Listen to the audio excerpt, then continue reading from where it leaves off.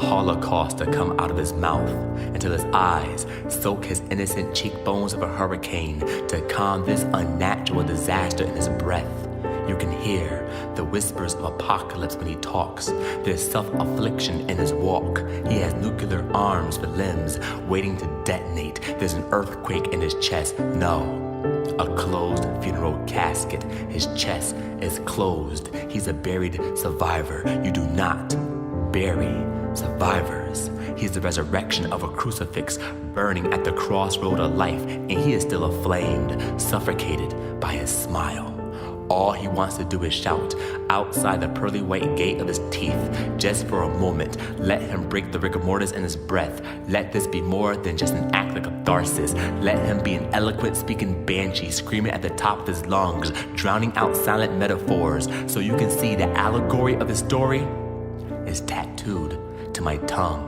He refuses to be just angry. Where there's anger, you'll find pain. Where there is pain, you'll find a broken heart. Where there's a broken heart, you'll find an old dusty record playing the distortion of static in the basement of his lungs. This symphony of melancholy sounds beautiful, doesn't it?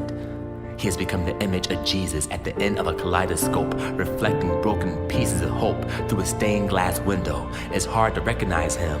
I don't even recognize him when I look in the mirror after the sacrifice. You can never get back a sacrifice. He never expected this day to come. It came like a thief in the night, literally, when she called him in the middle of the night while he was driving on the West Side Highway in NY. She said, "I'm taking your poetry and everything." She took his passion, his voice. She was the water to his ocean. Now he is just an empty vessel. She was the beautiful safari to his concrete jungle. Now he is just an abandoned building. He no longer yells. He maintains his composure because he's tired of speaking in tongues that are vain.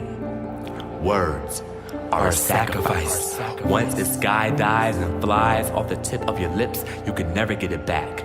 Words become immortal.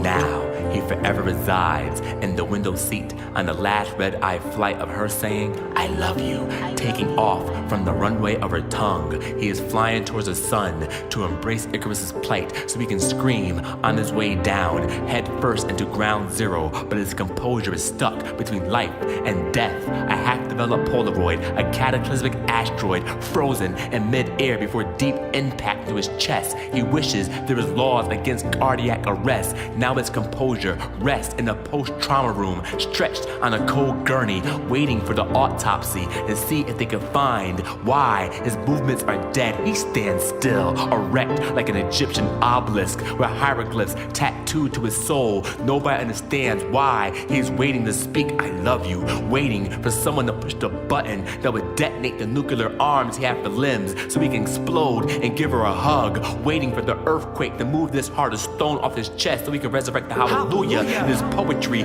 He's a buried survivor. You do not bury survivors. I am this buried survivor, digging myself out alive of the dry lamb skin of my body so I can give another sacrifice, so I can take another sacrifice. So tell me with your purest intentions that you love me.